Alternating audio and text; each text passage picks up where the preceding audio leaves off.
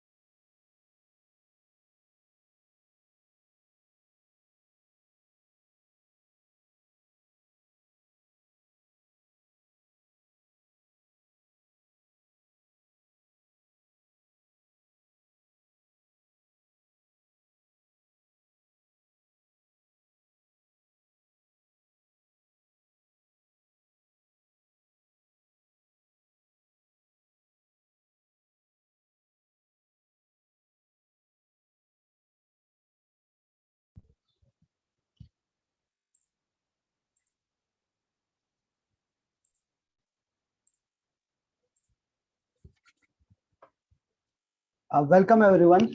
My name is Abhishek Winkare, and I'm very happy and pleased to help you out with today's webinar. Uh, so, as Preeti ma'am said, it would be a very interesting and fruitful discussion.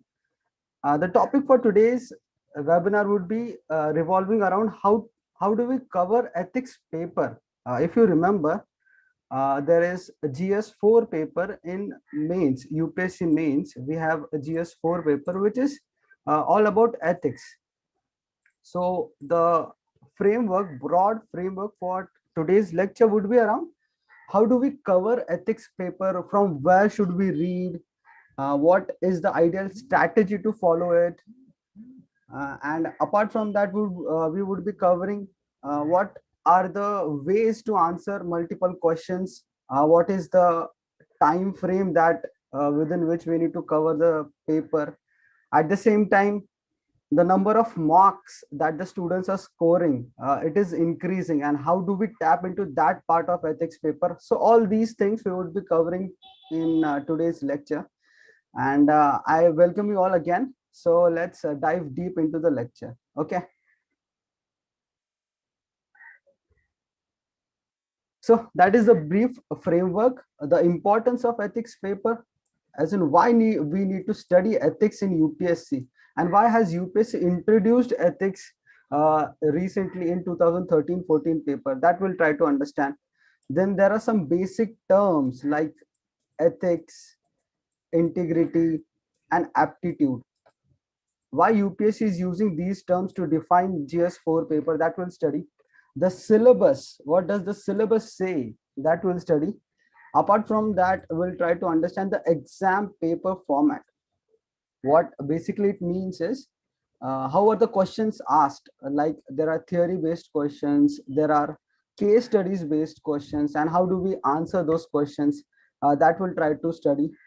Apart from that, the most important question that many students have is from where to study. This we'll try to look into, and the final part of the webinar would be related to answer writing, as in how do we approach section A part of the questions of ethics paper, and how do we approach the case studies part. We'll have a specific template for that.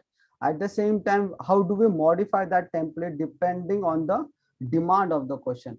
So I hope the framework part of the lecture, the webinar, is clear. So we'll just move into the uh, each and every layer of ethics that would be that we would be unfolding. Okay, so the first part that we would be covering in today's webinar is the importance part, as in why we need to study ethics and why has UPSC included ethics, and how much marks can we ideally score in ethics. So that is the uh, idea behind this slide. Okay. So the first point is effective weightage of ethics is generally higher than most of the GS papers. So we'll try to understand this term. if you remember, or if you have gone through the ethics paper and as well as the UPSC syllabus of mains, there are total 9 papers in UPSC mains. In that, there are 2 papers which are language, that is English, and one regional language. Okay. Now, apart from that, there are 7 more papers. These 7 papers, yeah, someone is raising a question. I guess I'll just look into that. Just a moment.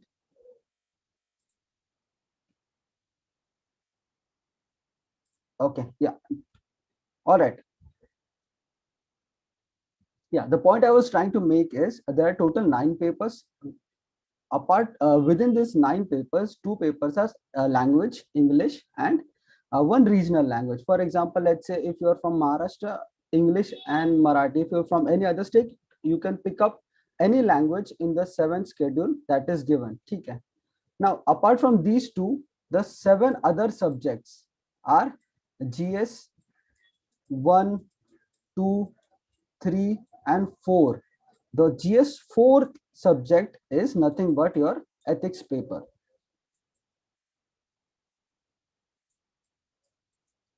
Now, this is very important. If you see the trend of last couple of years, what is happening is the students who are clearing the exam, especially the toppers, they are scoring very high marks in ethics when compared to GS 1, 2, and 3. And this makes the importance of ethics a notch higher than the other GS subjects. Just to give you a rough background of it, uh, in general, not it is not mandatory all the time, but in general, it has been observed the on an average marks that a candidate scores in GS 1, 2, and 3 is around about 100. It also starts from 90 to 100 to, let's say, 110. In general, that is the range within which most of the toppers are scoring. At the same time, when we compare the same part with ethics ka marks that the toppers are scoring, you will find a drastic change. The marks, especially last 2 years marks of ethics that the toppers are scoring, is around 120 to as high as 140, and even beyond 140 few students are getting. So the point I'm trying to make is the effective weightage of GS 1, 2, and 3 when compared with ethics, that is GS 4, is relatively higher. And this creates the difference, all the difference that makes a candidate to be successful in the exam. At the same time, he or she can get the required service or the cadre with the help of better marks in ethics. Hence, you need to focus a lot more on ethics. Not that other subjects you need not study, but you need to score more marks in ethics to get your better service, better cadre, and be successful in the exam. I hope this clarifies the effective weightage of ethics point. Now, another very important point related to importance of ethics is it favors a limited syllabus. Now, this is very interesting because when you look at the GS mains syllabus of GS 1, 2, and 3, it is little comprehensive in a way. It is broad, and many sub points are covered in these 3 subjects like GS 1, 2, and 3. Whereas you compare the same with ethics, the syllabus is relatively short, not very short, but relatively short when compared with GS 1, 2, and 3. Now, what it helps with is being limited in syllabus. It is easy to cover. At the same time, within short span of time, you will cover more ground, which will eventually get you more marks. So again, a limited syllabus of ethics helps you indirectly here as well. I hope this point is clear for you. Now, we'll try to understand another very important point, how the ethics paper is indirectly helping you in other GS papers, especially GS2, essays, and interviews. First, we'll look into GS2 as a convergence point with ethics. Now, GS2 is mostly covering the syllabus of polity, international relation, and social justice wala part. Okay. Now, GS2 has a convergence with ethics paper. GS2, the public administration, the civil services dimension, the corruption part of it is highly relevant to and converging with ethics GS4 paper. The ethics GS4 paper in the second half provides you with probity in governance topics. These topics are more or less similar to your GS2 topics. So there is very high convergence between GS2 and GS4, that is ethics. So when you cover these topics in GS4, you are automatically covering a large part of GS2 mains syllabus. I hope that is clarified to you. Now, apart from that, when you cover ethics, it also helps in essay and interview. We'll try to understand this and how it helps. We'll try to decode it. Essay, if you look into the essay question paper, there are two essays that we need to write. Essay paper again is 250 marks. You have to write two essays, section 1 and section 2, that is section B. When you look at some topics that are asked in essays, you will find certain topics are having very high convergence with ethics and polity, especially the topics where you need to highlight some dimensions of one specific issues. Let's say we'll try to understand this with an example.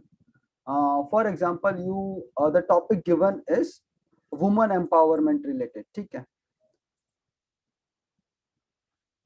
There is a topic in UPSC essay paper which is related to woman empowerment.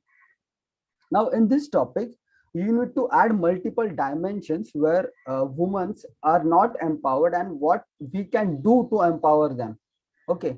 Within these topics, couple of dimensions of ethics can be added. Like you can say the attitudinal change in the society is needed because the society, and unfortunately, is a patriarchal society. We are having a patriarchal attitude. Now this affects the approach towards woman empowerment, and it affects adversely to the women, which in turn adversely affects the society as a whole. Now this attitude, this part is one of the subtopics in your ethics paper. So again, this helps you understand the attitude's conceptual clarity would be given by ethics. At the same time, how it is relevant to essay will help you score better marks in essay, and eventually you'll be clearing the exam with higher marks. Okay. Now let's say there are other dimensions to it. For example, you can say in essay, let's say there is an example of corruption in the society, corruption in the bureaucracy. Let's say this is the example, one of the essays that is asked in corruption related topics. Now, if you pick up the ethics syllabus, there is one specific topic in probity in governance chapter which deals comprehensively with ethics, which comprehensively deals along with ethical dimension of corruption and how do we need to change the administration part of it. That is provided in ethics paper. The point I'm trying to drive home is there is very high convergence between ethics, GS2 and essay papers, which will help you when you study one subject, it will help you in other subjects indirectly. Now, the next converging point is interview. In UPSC interview precisely, they are asking one couple of questions for that matter related to how do we approach certain tricky situations. Let's say, for example, a case you are sitting for UPSC interview. The interview panel is asking you, they are giving you a case that you are an IS officer of one specific district, and it has come to your notice that your senior officers are indulged in corruption and they are forcing you to they are strong arming you into corruption. If you don't follow the corrupt norms, they would get you transferred to some other difficult posting, the so-called difficult posting in bureaucracy. Now, how do you tackle these tricky situations, these conflicting and ethical dilemma ridden situations? that would be also very comprehensively covered in ethics paper, because the section B of ethics deals with case studies, and in case studies we have a specific approach how to deal with these conflicting situations. Again, this will help you in interview as well, which will again improve your marks and help you score, get a service of your choice and a cadre of your choice by scoring better marks. I hope this clarifies the indirect conversions of ethics in GS to essay and interview. Apart from these, the convergence of ethics is also very high in other subjects as well. Okay. Now, the next very important point is material is readily available now. Now, what happened is when UPSC introduced ethics as a paper in 2013 and 14, the material to read the or cover the syllabus of ethics was very limited. Aspirants were not having a strong hold from where to read it, which are the reference books, what is the study material from which we can cover major part of ethics, how are the test series formed, how do you approach ethics, section A and section B. This was not very clearly given because the subject itself was new. So over a period of past 6 to 7 years, the material of ethics have become very standardized and it is readily available in the market. A couple of books and a few static material at the same time, connecting it with current affairs, will help you score better marks. So the material aspect, rather than material, what I'm trying to say is the books and the ready available material in the market can be tapped into to cover the syllabus and score good marks. So that again improves the importance of ethics paper, and again it will help you fetch better marks. At this point, scoring high is relatively easier. It is implicit derivation of the previous 4 points. To elaborate on that, uh, if you see the toppers of UPSC, their marks, especially last year and last to last year, they are scoring 130, 40, even 145, 150 marks. That is what ethics is providing you. But when you compare with GS 1, 2, and 3, the marks scored is relatively less. At the same time, the syllabus you need to cover for those subjects is relatively higher. So within small syllabus, you are getting more marks, that too with some standard material. Okay. And that is why we need to cover ethics very comprehensively. And that will do here at Prayas for sure, so that you get good marks. I hope the importance part of ethics is clear to you all. Now we'll try to understand some basic terms, not actual each and every term, but some basic terms that UPSC is using. Now, when UPSC is giving GS4, the name of the paper that UPSC has given is, it has used three terms: ethics, integrity, and aptitude. These are the three terms which UPSC has used to define the name of the GS4 paper. So it is important for us to understand what actually these three terms mean. Now, let me tell you at the outset, we are just trying to understand through a simplified version of these terms. Each and every term and how it is different from related terms would be covered in your consequent lecture in very detail. Okay, so need not worry about that. We're just having a bird's eye view of these three terms. So we'll just try to understand them. The first term that UPSC is using is ethics. So we'll try to understand ethics. The approach that I have towards ethics is, first I try to help students understand the term in layman language. Then we try to understand it in its standard or a little complex version of it, because it creates a bridge between layman human common language understanding and also the complex version of it, the standard version of it, which the UPSC is expecting from you. Okay, so to understand the layman version of ethics, just basically try to understand this. Ethics helps you to differentiate between right and wrong. सही और गलत की पहचान कराएगा ethics. ठीक है. That is the basic common understanding of ethics. ठीक है. Now we'll try to understand the bit standard definition of ethics, the historical background and the etymology of ethics. Ethics is derived from a Greek word meaning ethos, which means courage. So the root word of ethics is ethos, which means courage. Okay. Now the standard definition of ethics is it is defined as the systemic study of human actions which helps one to distinguish between right and wrong and follow the path of righteousness as means of attainment of happiness. Now just try to decipher and decode the meaning of this definition.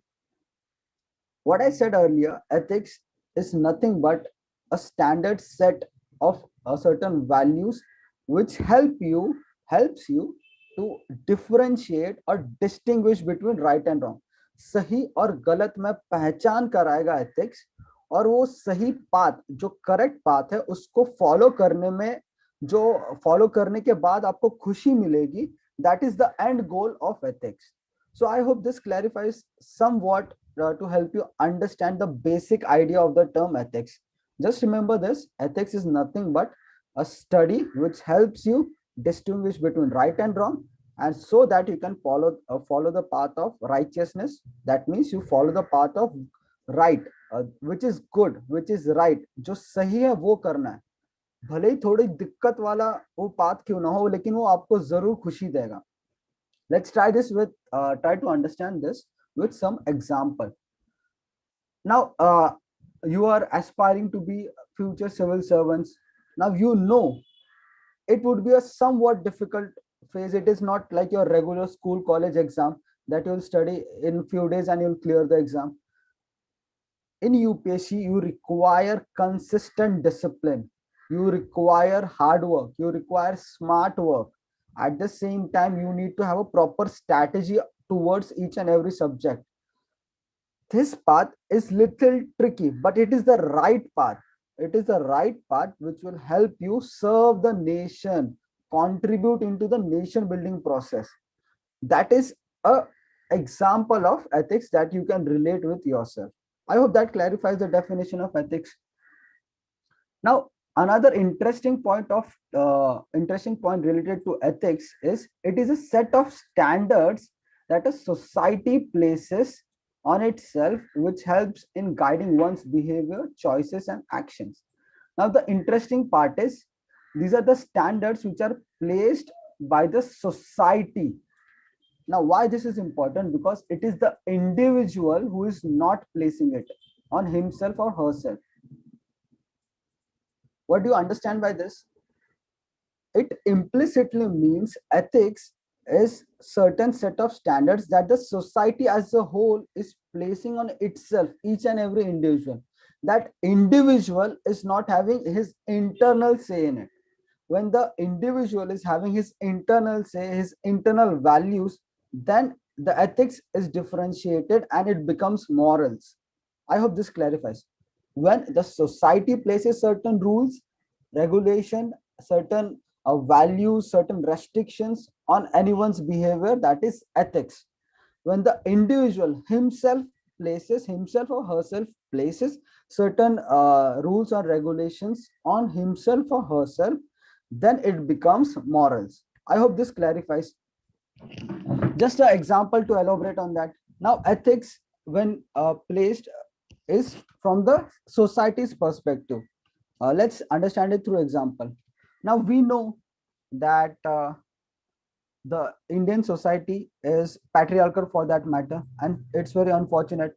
The women are not given required freedom to progress in the society. Now, this rules needs to be changed. At the same time, the patriarchal attitude, at the same time, the laws which are affecting women's growth needs to be changed. Okay. In the pursuit of that, we have passed multiple laws in favoring women. A just example would be maternity relief act. Have you heard of it? Maternity relief act. or the maternity benefit rules.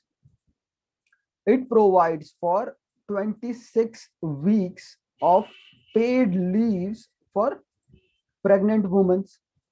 Now to uh, this helps the women to improve their status in the society. At the same time, it helps women to conform to their biological role, that is giving birth to their child. At the same time, it is not negatively affecting their financial growth. I hope this helps. That is one of the example that the society is passing through ethics on itself. Some student raised his hands. If they want to ask any question, they can post it in the chat section so that I can read and I can try to answer it. Okay, anyone having any questions, do ask. You can either ask it by directly asking it live in the chat section, or you can ask it by stopping me as in when you find any questions. I hope this helps you understand the ethics terms, the basic idea behind these terms. Now remember, we are just having a bird's eye view of these terms. Each and every term would be covered in detail in your consequent lectures. Okay. Now, when covering ethics as a syllabus, we would be covering it in three different dimensions. Now, these three dimensions are psychological dimension, philosophical dimension, and public administration dimension. Now, these three subject-specific dimension collectively will help us understand ethics, which is given in UPSC mains syllabus. Now, the psychological dimension of ethics will help us understand the behavior. Like, let's say, what are your morals? What are your values? What is your attitude towards specific things? All these things would help us would be helping us understand the psychological dimension of ethics. How an individual or a group thinks, what are the values based on which that individual is taking actions, what is his or her attitude towards certain issues in the society. These would be covered under the psychological dimension of ethics that we would be covering in our consequent lecture. Now, the second dimension within ethics that we would be covering is philosophical dimension. Now, philosophical dimension basically means it is the study of thought and logic. Now, we'll try to understand this with some examples. In your upcoming lectures, you will understand there are certain ethical theories based on which certain values and certain actions are requested or suggested by that philosophers. Few of them include deontological approach. It is called a deontological approach. It is one of the philosophical theories propagated by Immanuel Kant. You'll hear his name very often in ethics. His name is Immanuel Kant, one of the renowned philosophers of Europe. He propagated deontological ethics. Now, what is deontological ethics? What it includes, that would be comprehensively covered. Need not worry. I'll just give you a brief idea about it. What deontological ethics basically in common layman language means is, it means following the duty that is given to you. Okay. You need not question the authority who is giving it. You need not question what would be the consequence of it. If you are an officer and you have been told to ensure public welfare, you have to do it. That is your duty. You cannot question why should I do that, or whether it would have the envisioned consequence of that specific duty. That is the basic idea of deontological ethics under the philosophical dimension. Now, there are multiple ethical theories that we would be covering in our upcoming lectures. Need not worry. I just give you one example out of these multiple theories that we would be covering. Okay, don't worry. We'll cover that in detail. Now, the third dimension is public administration dimension. Now, this is very important, and it is very scoring as well. This part of ethics has very high conversions with your GS2 mains syllabus. Public administration, in just a layman language, common language of our understanding, is there are certain resources with the government, like they are collecting taxes, they are collecting revenues from different sources. Now how those revenues can be used for the greater good of the society, for the welfare of the society, that will try to understand under public administration as a subcategory within the ethics syllabus. Okay, don't worry, it would be very comprehensively covered. We are just having a bird's eye view of each and every term. Now, the term prescriptions and prohibitions, ethics is also used to indirectly define, it can be defined as prescriptions and prohibitions. What it means is ethics as a subject tells you what is ideally expected out of you and what is not expected out of you. That means ethics is prescribing you certain actions, and it is restricting or prohibiting certain actions which you cannot do. Let's try to understand with an example. Let's say if you are an uh, IAS officer and posted into certain district of India. Okay. Now ethics will tell you that you should hold certain high standards, like you should not indulge in corruption. At the same time, you should ensure that the people are able to access to certain information that is their right under Right to Information Act. As an officer, you need to ensure that your administration is very efficient. It is not creating unnecessary hurdles. These are certain prescriptions which the ethics as a subject is telling you that you should do. On the other hand, ethics is also telling you that you should not do certain actions, just like you should not indulge in corruption. That is a prohibition, that is a restriction that ethics is putting on you. At the same time, ethics is telling you that you should not be biased towards certain caste, creed, religion, or gender. You should be neutral. At the same time, you should not be having your political uh, personal bias toward one specific political party. That is a prohibition under ethics. So in a nutshell, ethics is telling you what you should do, that is the prescriptions, and ethics is telling you what you should not do, that is your prohibitions. I hope this clarifies briefly the basic meaning of term ethics. Need not worry, we will comprehensively cover this term in our upcoming lectures. Okay. Now, the second term that UPSC is using to define the syllabus or the subject of ethics is integrity. The subject is defined as ethics, integrity, and aptitude. These are the three terms used by UPSC while naming the subject. We understood ethics. We'll now try to understand integrity as a term. Now, basically, integrity means, in common layman language, that you are honest and your honesty is tested in certain specific situations. Let's just try to understand this with some example. Okay. Integrity, as I said, it is your honesty that you will not indulge in unethical, unlegal, or illegal acts. Okay. Now, that is your thought process. It has not been put to test as of now. When you actually are facing a dilemma, let's say you are an officer and your senior boss, your political masters are telling you that you favor a specific group of people while giving tender for construction of, let's say, a road. That political master, who is your boss, is saying you, is ordering you to favor that specific construction company which is related to the political masters, in pursuit of gaining certain financial feedback or kickbacks. Okay. Now, this is a testing time for you. Now, when what you do in certain situations like this will ensure whether you have integrity or not. It So I hope this helps you understand. So now try to understand the definition or the basic layman language version of integrity as a term.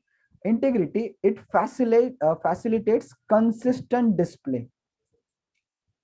What it means, whenever tested, you are proving yourself in multiple occasions that you are honest. Okay. Lokesh Kumar is asking, hello sir, I am a BCom first year college student. What is the first step towards UPSC CSE preparation? Okay. Lokesh, it's a very interesting question and I'm happy that you asked it. I'll just briefly answer that, okay, because it's a very comprehensive type of a question which will require a specific session for it, okay. So as you said, you're a BCom first year college student. As of now, what I would suggest is you focus more on newspaper reading like The Hindu and Indian Express. At the same time, second point, what I would recommend is you go through the NCRTs, basic NCRTs like geography NCRTs 9, 10th, 11th. At the same time, some basic NCRTs of economics, 11th and 12th economics NCRT you read. At the same time, if you have more time to study regarding UPSC, you can just enroll in Prayas International's foundation course, which will help you cover all the subjects in detail. Okay. As of now, just stick to newspaper reading and pick up one or two subjects, for that matter, simple subjects like history. Go through the basic NCRTs, which will give you an idea about how the modern history of India has evolved over the years. Okay. This is a very big and a comprehensive question which will require a separate lecture altogether. Okay. My recommendation is stick to newspapers, couple of NCRTs of standard subjects like history, geography. And for more details, what you can do is you can contact Prayas, the Prayas India. They will help you out with multiple ways to cover your subjects when in first year. Okay, I hope that answers your question. Okay, now the point I was making regarding integrity is it is your honesty which is tested in multiple occasions, and you have proved it over time that you are not indulging in any unethical or illegal ways to achieve your ends. Okay, I hope that summarizes the basic meaning of term integrity. Now, integrity as a whole is a big chapter altogether. Okay, so don't worry, we would be covering that again in our consequent lectures. We are just having a brief understanding of these terms. Now, the third term that UPSC is using apart from ethics, integrity, is aptitude. What does aptitude mean? That we'll try to decode now. Now, again, in common language, common बोलचाल की भाषा में aptitude का basic meaning ये निकल के आता है कि आप में कितना potential है कुछ achieve करने का. It is the potential within you which is not tapped as of now, but it is there. With proper training, proper guidance, proper strategy, you can tap into that potential and you will succeed in any given task. If you go through GS prelims का syllabus ना, वहां पे दो paper आएंगे, ठीक है. One is GS, another one is CSAT. Now CSAT is testing your aptitude. This is a aptitude based test. What UPSC is trying to gauge out of it is whether you are having the required potential, which they will again test in mains and interview. At the same time, they will give you training when you go to Missouri for your at Labasna for your IS training, or you are going to Hyderabad for your IPS training, or respective institutes across India for their respective training. Okay, basic understanding of aptitude is it's like let's have an example. Okay, it's like a rough diamond in a mine. Okay, a rough diamond in a mine, when it is properly polished, it is when it goes through the industrial process, that rough diamond becomes a shiny diamond. But it requires specific training to achieve that potential. It is there within the diamond. It is the potential that is there, but it needs proper adequate strategies and training to achieve the higher goal that the diamond can achieve. Okay, इसका एक काफी अच्छा example है administrative aptitude. UPSC is checking your aptitude whether you can be a better officer in future and serve the country in whatever capacity you are aiming it for. Okay, so it is trying to check your aptitude. So I hope these three terms are clear. Apart from these three terms, there are multiple terms, some very similar sounding terms. So how do we differentiate between honesty and integrity? How do we differentiate between integrity and probity? These terms, these narrow differentiations, we would be covering in our upcoming lectures. Okay, need not worry about that. Now we'll try to understand this. Now this is the, what you can say, the golden lines, the guidelines that the UPSC has used to define the subject. UPSC in its official notification and its syllabus is using these lines. So you need to understand what UPSC is trying to say. Okay, so I'll give you a minute to go through these lines, and then I'll help you decipher what UPSC is trying to ask. Okay, you just read through it. I'll explain it within a minute. Just try to go through it.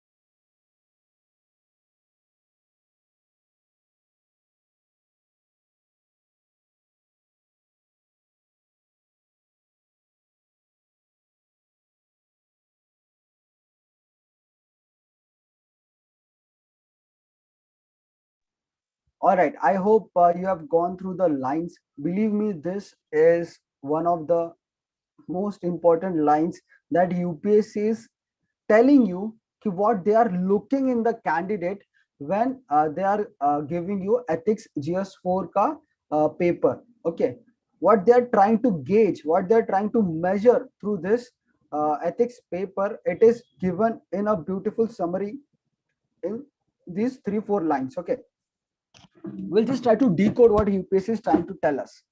Now UPSC is saying that in ethics paper they will test the candidate's attitude and approach to issues relating to integrity, probity in public life, and his problem solving approach to various issues and conflicts faced by him or her in dealing with society. The questions may utilize a case study approach to determine these aspects. Now we'll try to decode each and every term. Let's look into the first part of it. Okay. UPSC is saying this paper will include questions to test the candidate's attitude and approach to issues relating to integrity, probity. Now, understand this. Attitude basically meaning, the basic layman language of meaning of attitude is what is your favor or disfavor to certain objects or issues. That is the layman version of attitude. Okay, let's pick up an example of this. Suppose there is corruption, you are an officer and there is corruption in the department. Now what is your attitude towards that corruption? Whether you are reporting that corruption, whether you are tackling or taking certain proactive measures to counter that corrupt practices, that defines your attitude. If you are taking certain measures, that means you are having a negative attitude towards corruption and you are having a positive attitude towards honesty and integrity. I hope this clarifies. Attitude as a term is given in the syllabus. We will study that in detail. Need not worry about that. Okay. Approach to issues relating integrity and probity in public life and his problem solving approach. Basically, it means when you are in a position of leadership, when you are an IS, IPS officer or a IRS officer, IFS officer, whichever service you're joining, you are leading the society towards one specific goal, that is the welfare of the people through multiple channels. Okay, let's pick up an example of an IPS officer.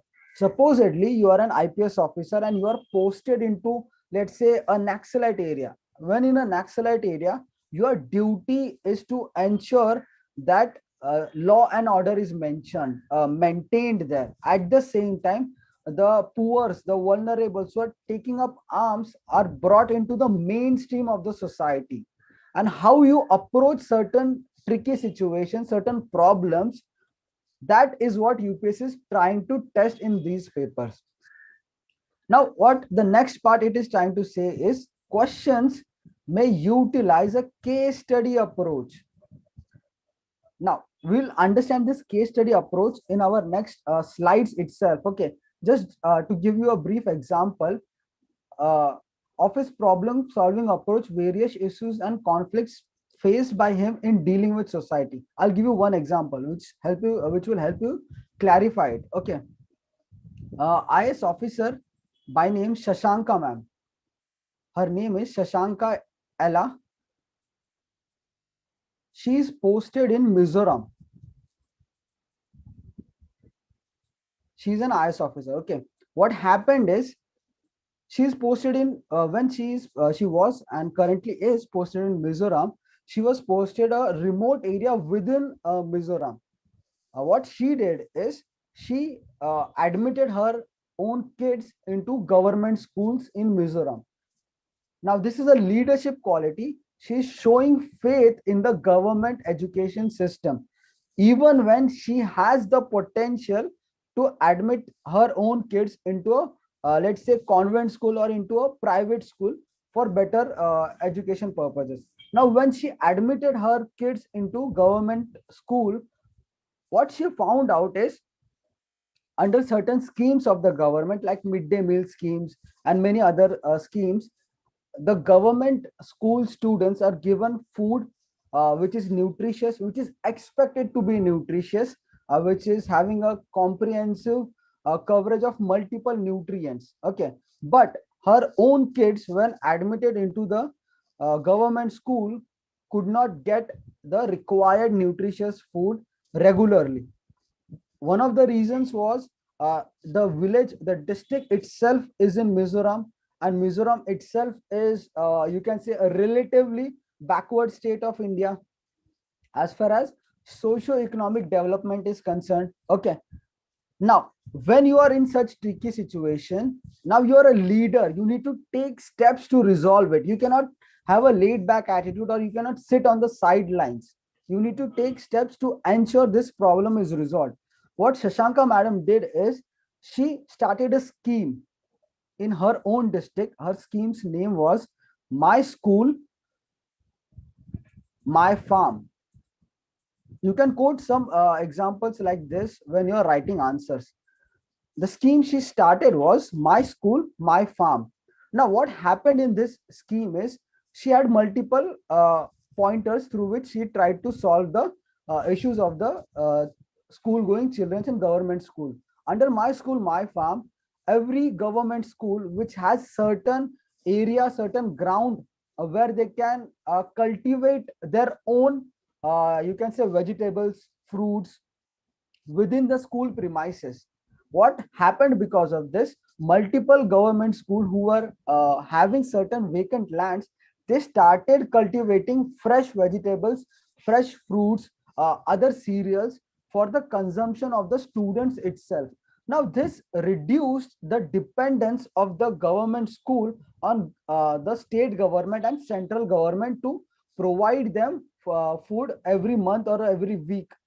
This ensured that the nutrition level within the students and the school improved. Now, this also improved the understanding of the students, their grasping power, because what you eat shows in your body, shows in your, you can say, intellect capacity as well. Due to healthy food, their attendance improved. Due to healthy food, the number of students getting enrolled in the schools also improved. This created a revolution within the district.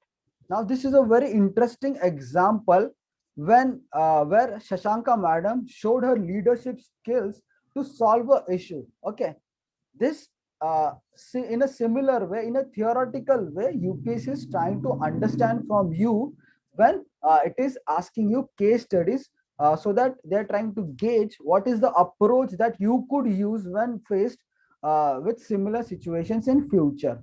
Okay, I hope this clarifies what UPSC is trying to tell you through these lines.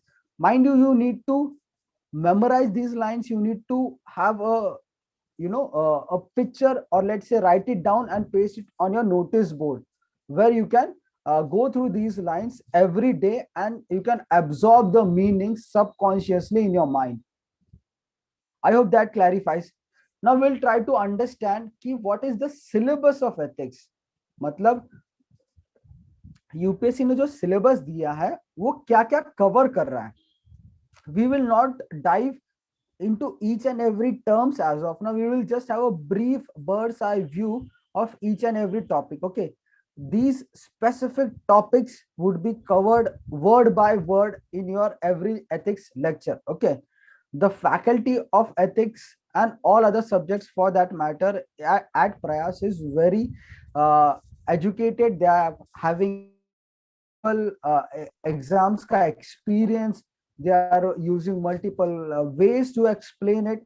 So don't worry, it would be covered in detail. As of now, we are just trying to see what UPSC is, what is the syllabus based on which UPSC is asking the questions. Okay.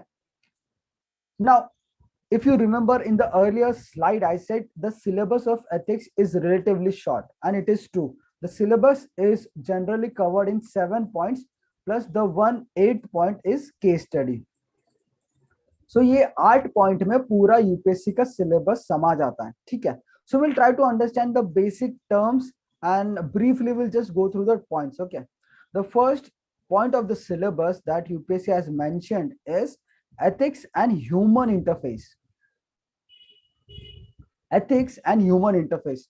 What it is trying to say in this part or this chapter is, when ethics, as we studied in the earlier definition, it is the societal rules or restrictions that the society has placed on itself.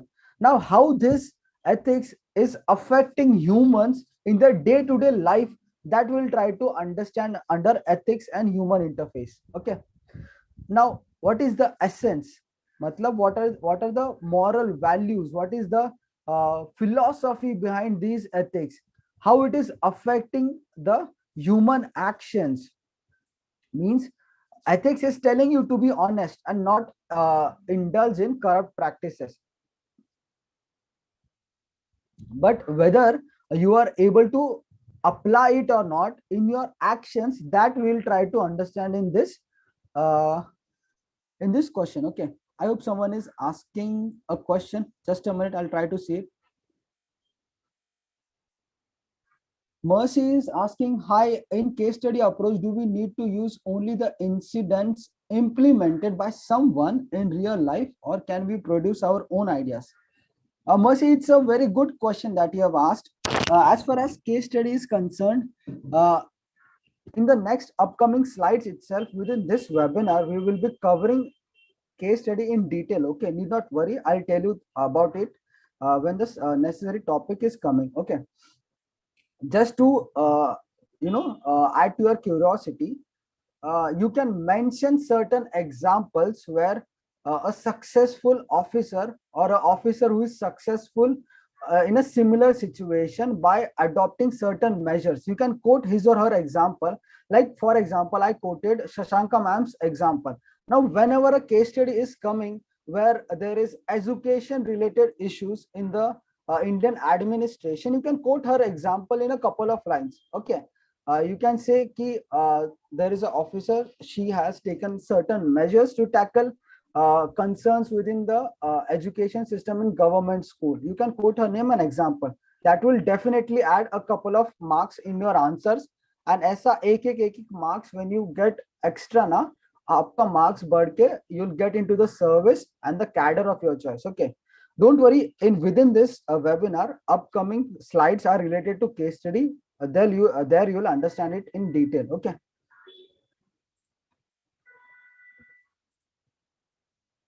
Yeah. Thank you, Mercy. Okay. We'll try to cover it. Don't worry.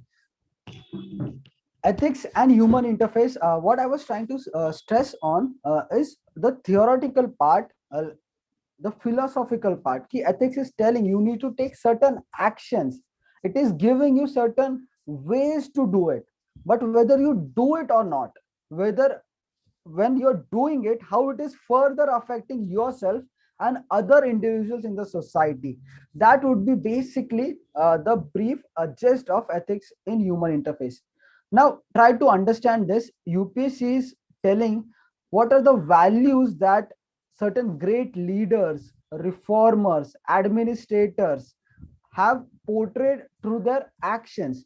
For example, Mahatma Gandhi ji, the father of our nation, has propagated multiple values like non-violence, satyagraha, the concept of seven sins, the concept of trusteeship. Similarly, multiple concepts, multiple values Mahatma Gandhi ji has given in his entire journey. Similar to Mahatma Gandhi, there were many more hundreds and thousands of great leaders in our society. We will just try to understand the few of the important ones amongst them. Okay, like Gautam Buddha, uh, the Jain philosophies, Mahavir. Apart from that, we'll try to understand Swami Vivekananda's ideology. We'll try to understand or try to derive some understanding of Dr. APJ Abdul Kalam Saab, his ideology, and how he portrayed certain values. Apart from that, certain administrators, like certain officers who have been in the service, or certain officers who are in the service and taking very good measures to ensure public welfare is carried out. Okay, for example, if you have heard the name of IS officer Ashok Khemka sir, he has ensured honesty, integrity throughout his life. What lessons can we derive from his life? You might have heard the name of IS officer Tukaram Munde sir. What lessons we can derive from his life as of now? You might have heard the name of the Metro Man of India, E. Sridharan Saab. The values of these people and people like them, what they are propagating to the new aspirants, that is what UPSC is trying to tell you. You study these people and understand their values and try to inculcate those values in your own self, and when you get into the service in future, you make sure that you apply those values. That is the reason UPSC is asking you to study ethics in human interface. Okay. Now, another very interesting point in ethics in human interface is the role of family.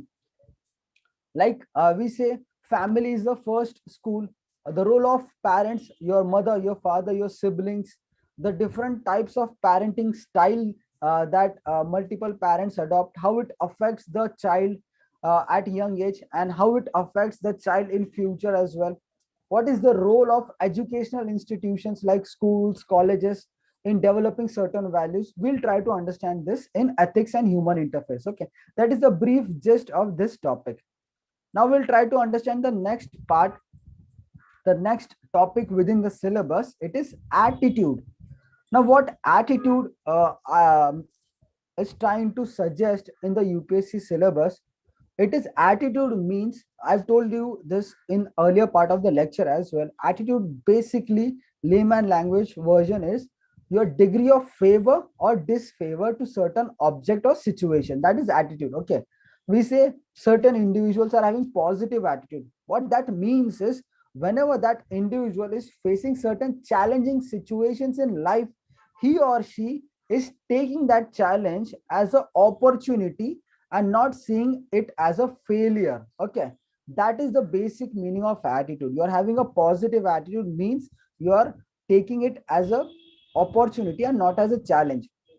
What UPSC is trying to tell you through the chapter of attitude is, They're trying to ask you, what do you mean by attitude? What are the functions of attitude and how it influences your actions? For example, your attitude is gender equal. That means you give equal respect in your words, your thoughts, and action to females and males. That is your attitude. Okay. Now, this attitude, when you are following, what is the result of it? Like, you are getting happiness out of it, you're feeling good about it, you're propagating certain good values in society. When you don't follow this attitude, you are feeling cognitive dissonance, you are feeling something wrong that you could have done right, you are not feeling at peace within yourself. Okay, that is what UPSC is trying to understand. Now, there are certain political attitudes that we would be covering in the chapter of attitude, like when an officer is appointed, they are working under the political representatives who are their political masters. Okay. Now, when a certain government comes into power, a certain member of parliament or a member of legislative assembly who is presiding over your authority, whether you conform to his political attitude or you conform to your political attitude of being neutral, whether it is X party's government or it is Y party's government, you are there to follow the public welfare and not the political party's agenda. Okay. So what you do in certain situations like that, that would be tested in attitude wala chapter. The next important point is social influence and persuasion. Now, these two terms basically mean, I'll help you with understanding this through an example. Okay, uh, if you if you might have heard the term CAA, the Citizenship Amendment Act, because of which there are multiple, you can say, revolts, multiple riots occurring that have occurred in the past. At the same time, there was a lot of protest against it. Similarly, a case of farm bills. Many farmers are protesting these bills brought by the government. Now, what happens is, example, just take an example. Okay, you are an IPS officer and you are the SP of one specific district. Okay, let's say you are SP or say commissioner, assistant commissioner of certain area in Delhi. Okay, you are in Delhi, you are posted in Delhi. Now, there are farmers who are protesting that bill. But in certain situations, at the back of the mind, you know that farmers have the right to protest, but the protest should not be violent. It should not affect the peace, the law and order of the society. Okay. Now, this is a very tricky situation. How do you convince the farmers not to take up violent measures to protest? At the same time, how you defend the greater good of the society by not allowing the farmers to, take up multiple violent measures? For example, there was a case, example of IPS officer Chetan Singh Rathod, sir. His name is Chetan Singh Rathod. He was one of the assistant commissioner of police in Bengaluru, and he still is. There were multiple protests in Bengaluru in support of anti-CAA protest, the Citizenship Amendment Act. Okay. Now, how he used the persuasion and social influence tactics to persuade the crowd not to get violent. There is a video which was circulating few months back. He convinced the protesters by saying that even the police force is for the greater good of the society. At the same time, the people of police force are derived from the society. The people of force are Indians. The people protesting against certain things are also Indians. He used the persuasion skills to, reduce the violent nature of the crowd, and he asked them to sing national anthem with him. Now, the police force and the crowd who are protesting are singing the national anthem together, which is promoting fraternity in the society in that group, which again persuaded the crowd to protest peacefully and go or diffuse the protest and go home. Okay, now these are certain skills where you can use the persuasion tactics.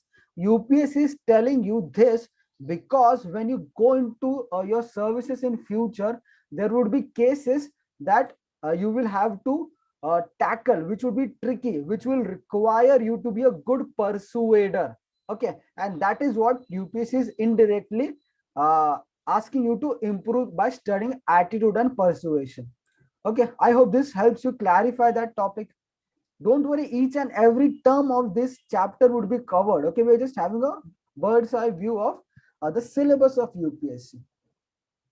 Now, the third chapter that UPSC has given is aptitude and foundational values of civil service. This is very important. Many questions are derived from this chapter. The term aptitude I suggested earlier as well is your potential to do certain things. You have it, but as of now, you're not there. But with proper training, you can reach that position. Okay. UPSC is telling you to develop certain values which are central to every civil servant. Okay. These values are called foundational values, like integrity, whether you're honest in testing situations or not, whether you're impartial, whether you're unbiased, you're not favoring one specific caste, creed, religion, gender, whether you are politically neutral or not, whether you are having empathy in your service when your actions, you're having compassion in your actions or your day-to-day working. We'll try to understand the difference between sympathy, empathy, and compassion. These three terms are very closely related, but there is one single thread that is differentiating them. Okay, we'll try to understand all these terms in detail when the lectures are coming. These are very interesting terms, and UPSC is asking questions related to these terms, whether you're showing compassion towards the society or not.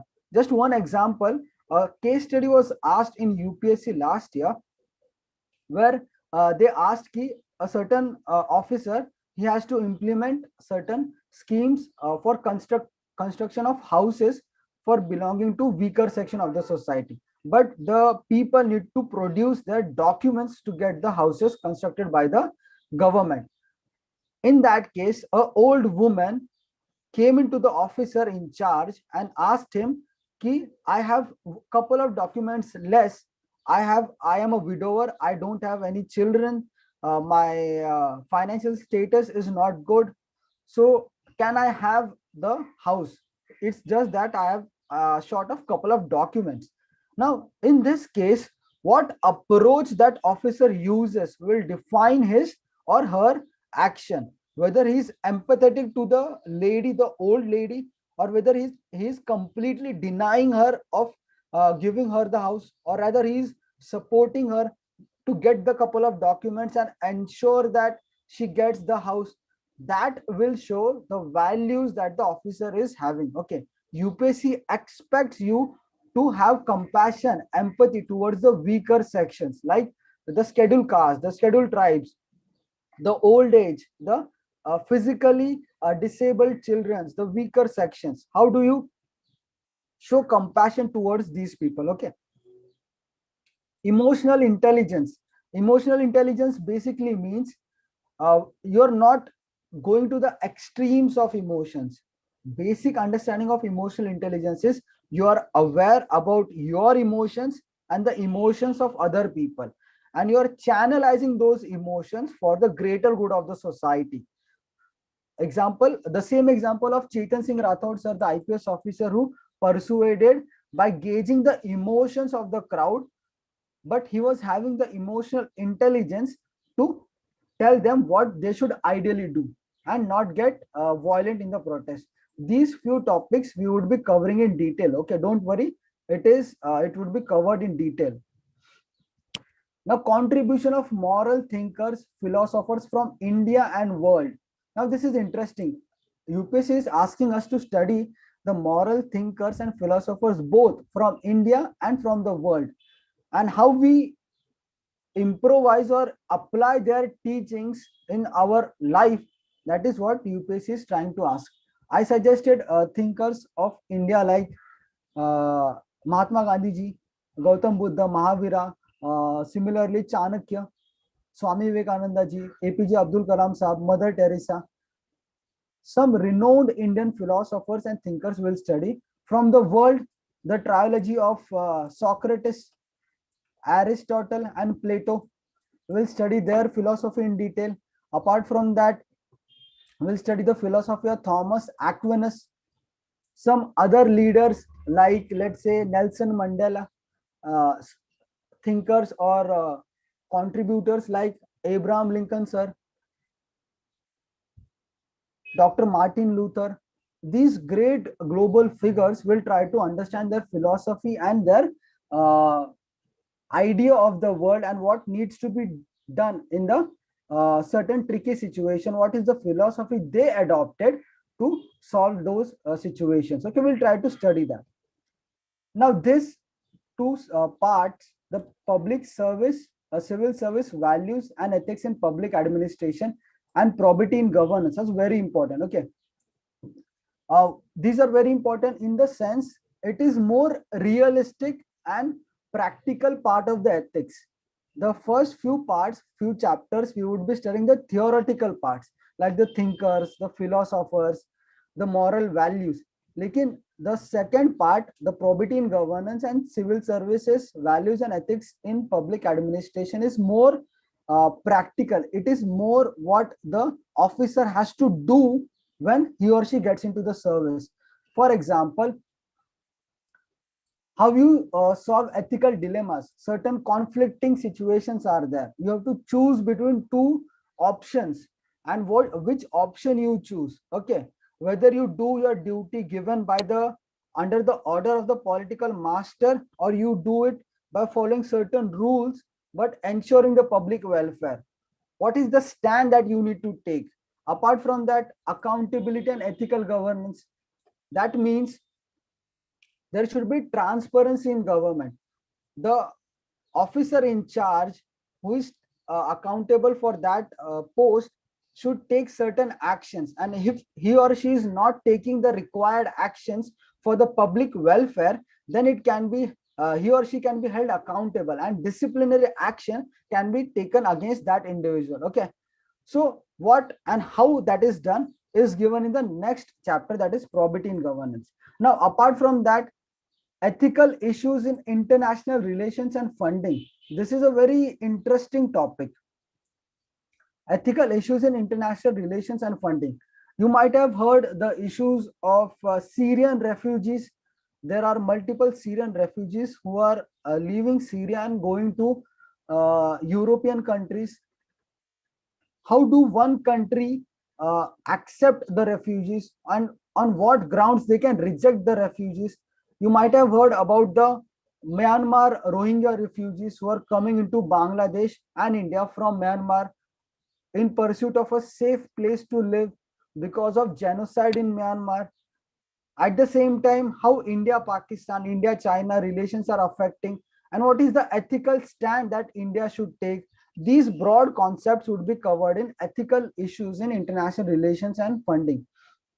Another very interesting topic is corporate governance. Now, corporate governance basically means there are major corporate companies in India and across the world, how they are functioning within the organization and how they are ensuring that the public welfare is carried out.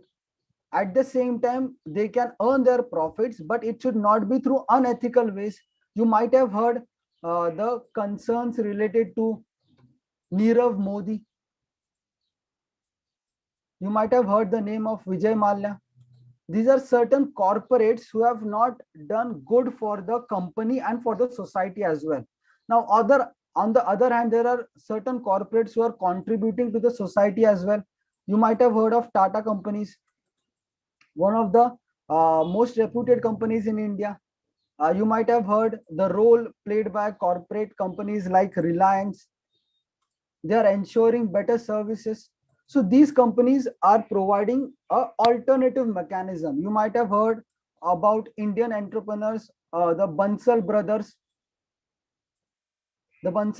of Flipkart, how they are reforming the e-market. These are few positive examples. How the governance structure is there, how the work culture is there, that we'll study in corporate governance wala chapter. Okay. Now the probity in governance wala chapter under ethics is trying to tell you that every officer who gets into the service needs to do certain actions which is in the greater good of the society. Okay, like he needs to be transparent. That means when he or she is taking a decision, let's say there is officer needs to construct a bridge in certain area. Now he needs to be unbiased, politically neutral, based on which he can ask the certain construction companies to fill their tenders, how the tender process is unbiased, not favoring any specific constructing company. It is just based on merit, the quality, the cost which every company is quoting, the time frame within which every company is trying to complete the work. On these broad parameters, he can judge uh, what should which company should get the tender. At the same time, the information should be in public domain, like what is the exact number of houses constructed under, let's say, Pradhan Mantri Awas Yojana. What are the number of toilets that are constructed under Swachh Bharat Abhiyan? What is the number of students availing scholarships from the government? These informations can be availed in a transparent manner under the Right to Information Act. Okay, this is a weapon through which people can ask the government to share certain information, not all the information, but major part of the government's functioning information can be asked by the people uh, from the government. Okay, how code of ethics and code of conduct is different from each other. What is citizens charter? Basically, it's a charter wherein each department, company, ministry is telling what all services is provided by that ministry or department, in what time, who is the person to be contacted, and if not followed, who is the senior to report the issue. Okay, these few things would be covered in probity in governance. Now, very interesting point is the challenges of corruption. In the earlier part of the lecture, I suggested corruption is very high in Indian society. There is a parameter, what you can say, Transparency International organization, a non-profit organization which is gauging the corruption levels across the world in different countries. Sadly, in 2020, the rank of India is 86th amongst the world. So India is one of the corrupt countries. And recently, the same organization suggested that India is the most corrupt country in South Asia. This is not a tag that India wants, and this is not a tag that any country wants for that matter. But how do we challenge how do we overcome the challenge of corruption? That we will study in probity and governance wala chapter. These are the 7 brief points of probity and governance. Now the 8th point is case studies. We'll look into this in our upcoming slides. Now this is the mantra that I follow and ask my students to follow is limited resources, maximum revision. Read one, at the most 2 books based on ethics, and consolidate, revise, re-revise, and re-revise. That is the strategy almost every topper adopts. Okay, just stick to couple of one, at the most 2 sources. Don't go beyond these sources to cover your ethics syllabus. Okay, now many students ask ki sir kahan se padhna hai, what are the sources for ethics? Okay, now this slide will help you understand this. The most important source is the syllabus. सबसे important source is syllabus. Just now we saw the brief outline of the syllabus. What you need to do is just take a printout of it and stick it in front of your syllabus notice board or wherever you're studying, on your study table, and read it daily couple of times. What will happen because of this is the topics in the syllabus would get imprinted in your mind, because of which whenever you're coming across certain issues happening in the society, you can connect कि यार हाँ ethics के syllabus में corruption वाला topic है, so whenever you are getting, let's say, issues related to corruption in society, you can quote these examples. Okay, that is how you read between the lines. Syllabus is the first and most important source that you need to study. The second source is previous year question papers. This is very important.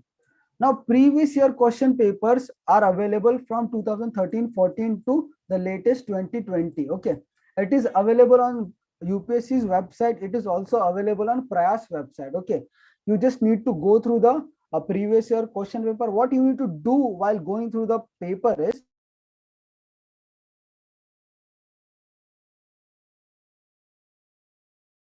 what is the pattern that UPSC is trying to ask. At the same time, if you are early in the process of studying ethics, don't try to get into the content and the answering part. Just try to get कि अच्छा यहाँ से question आने की कोशिश कर रहा है, मतलब यूपीएससी पूछ रहा है कि करप्शन के रिलेटेड कुछ इश्यूज हैं, कुछ बड़े बड़े फिलोसोफर्स के कोट्स पूछे जा रहे हैं, case studies they are asking. Just go through it. It will give you a brief understanding how the question paper is set by UPSC. Okay.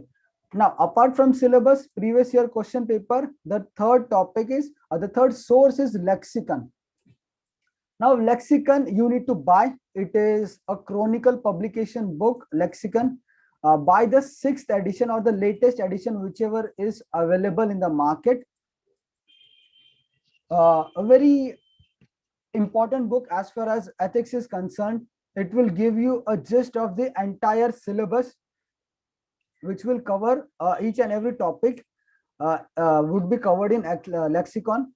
It would give you certain examples as well to clarify your topics. Okay, the lexicon is the first source that you need to study. Apart from that, the next source that I would recommend is Prayas India ka ethics ka material you buy. You'll get it once you get the admission. Prayas India's ethics material. At the same time, the class notes, the lectures, PDF, and the notes that I would be providing, or any other faculty of ethics would be providing to you, that and the lexicon. These 2-3 sources will form the basic foundation based on which your building of ethics would be constructed. Okay. Now, another important source of ethics, if you want to add, is the second ARC. Second ARC is Second Administrative Reforms Commission. The Second Administrative Reforms Commission, government has established it, and it has given multiple reports. Some 13-14 reports has been provided. आपको सब नहीं पढ़ना है, सिर्फ एक ही report पढ़ना है, वो भी ethics in governance वाला report. Okay, a specific report that is named Ethics in Governance by the Second Administrative Reforms Commission. Now, there are 2 versions of it. One version is the actual text and another version is the summary of it. What I would recommend and what I studied is the summary of it. You need not go through the entire report. 250-300 page का report है, उतना पढ़ने की जरूरत नहीं है. Just read the summary. After every chapter of the report, they have given summary, and many material is available on the website, which has just copy pasted the summary out of each of the topic, and it is given in one consolidated file of 30-40 pages. You just read the summary.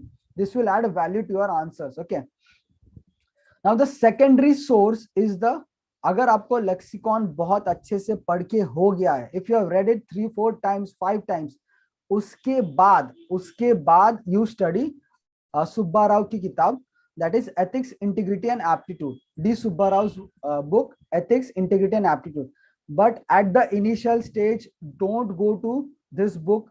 As of now, I will not recommend. Stick to lexicon, syllabus, previous year, प्रयास का notes and the summary of ARC. लेकिन आपने बहुत पढ़ लिया है, if you are a senior aspirant, then the secondary source I would recommend is Subba Rao. As of now, it is not recommended. Okay. Now you need to connect the syllabus of ethics with current affairs. Like reading the newspaper, The Hindu, Indian Express will give you examples based on which case studies you can practice. For example, Currently we are having corona pandemic in India. Now there are multiple districts, multiple municipal corporations in India. Okay, every municipal corporation, every district administration is making an effort to ensure maximum testing, coronavirus testing is done through various ways. At the same time, the vaccination drive is being carried out. Similar cases are happening in other issues as well. Now what you can do is, you can consider yourself as the IS officer of that district, and it is your responsibility now to ensure maximum testing. At the same time, the vaccination drive is carried out. At the same time, people don't flout the norms of coronavirus. Okay, these case studies, what you can do is, you can put yourself into that position and try to understand what can be done, because similar case studies the UPSC is asking in their GS4 ka paper. Okay, so read the Hindu and Indian Express in that perspective. Now this is a very important source that I usually recommend to my students, is the betterindia.com. What happens, and sadly, is in India, we are, the news that is given is very negative. Okay, the good work of the officers is not highlighted in the society, but as an example, you should have certain examples to be used in your UPSC GS4 ka paper, at the same time to be used in your interview as well. So when you visit that www.thebetterindia.com, just go for IS officers or IPS officers taking certain positive actions. You can just see for every year, like 2020, 2019, they have listed 10 IS officers each who have taken certain amazing initiatives and which are successful.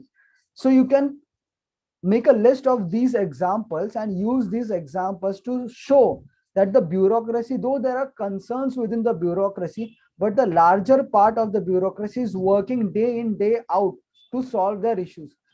From the same website, I quoted the example of IS officer Shashanka Ila madam. Okay, so similar examples you can quote from the website, which will add cherry on your cake. Okay, and you will get better marks. I hope that clarifies. Now we'll try to understand the exam paper format. मतलब exam में कितने questions आ रहे हैं, कितना वक्त मिल रहा है, the type of questions, और उनको कैसे आंसर करना है, that will try to understand. Okay, as I said earlier, GS4 का पेपर हमारा एथिक्स का है. Every GS paper is 250 marks. Okay, so all GS 1, 2, 3, 4, even your essay and your optional papers, each paper is of 250 marks. Okay, GS4 is also 250 marks. Now the time provided for each paper is 3 hours. Okay, and it is divided into two sections, section A and section B. So we'll try to understand what is the type of the questions and what is the ideal number of questions and the marks gained by the student in these type of questions. Okay, section A based questions, as I said, there are two sections, section A or section B. अभी section A में क्या पूछा जा रहा है?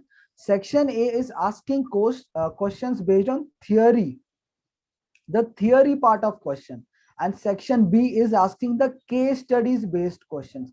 अभी ये theory based question क्या है, केस स्टडी बेस्ड क्वेश्चन क्या है, वो अगले स्लाइड में आएगा. So don't worry, will discuss that. Okay, first will try to understand की number of questions and time and marks. Okay, section A, theory based question. There are total 13 questions that are asked in section A. Okay, total in ethics paper there are 19 questions. Usually 19 to 20 questions are asked in ethics paper. उस 19 में से 13 questions are section A questions. Now each question, each 13 mark question, 13 question is a 10 mark question.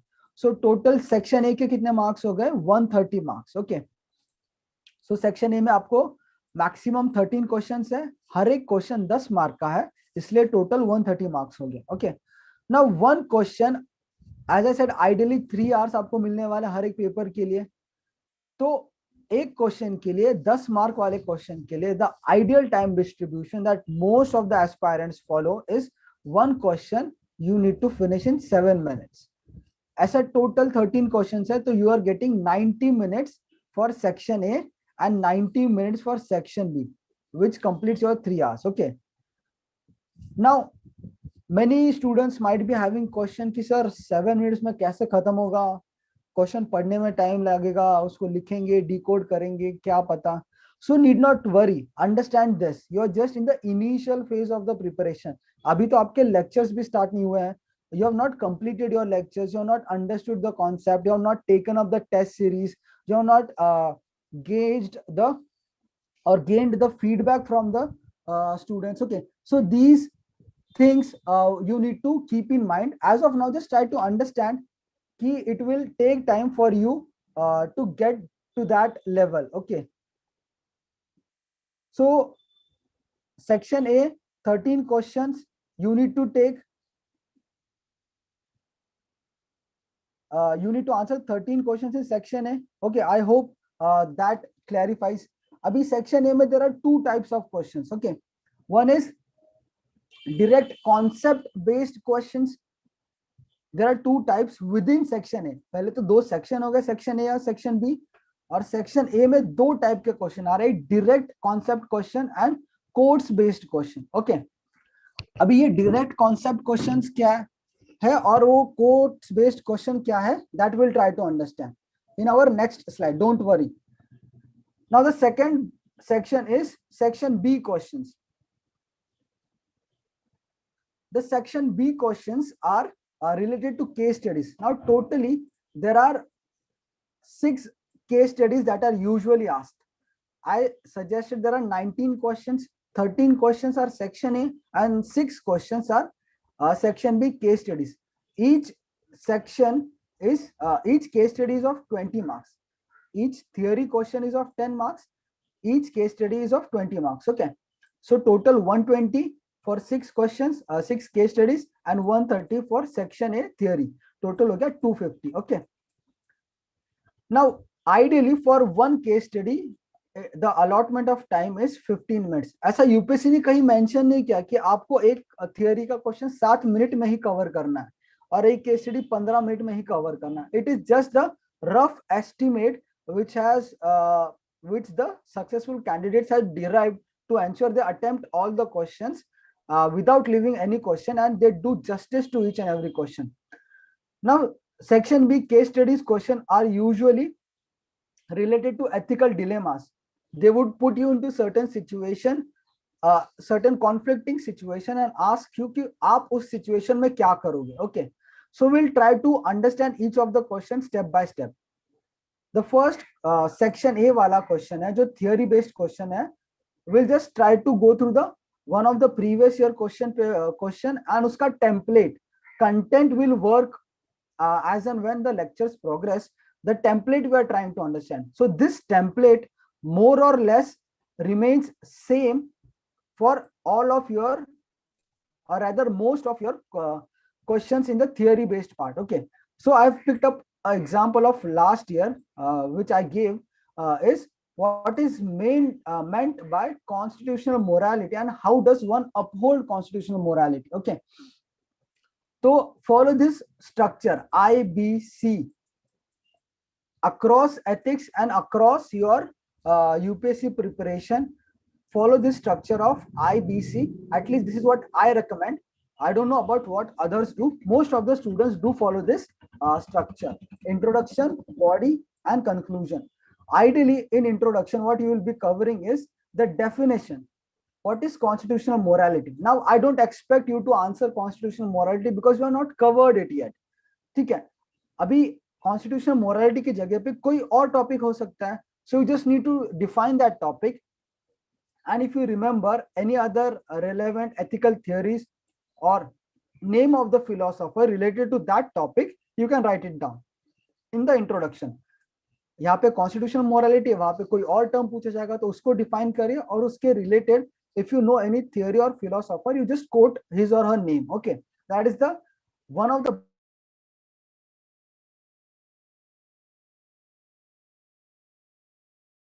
The IBC ka body part, what does the body part do is, how do we approach the body? Now, UPSC questions, especially in ethics, are usually in 2 or 3 parts. The question is usually dealing in 2 or 3 parts.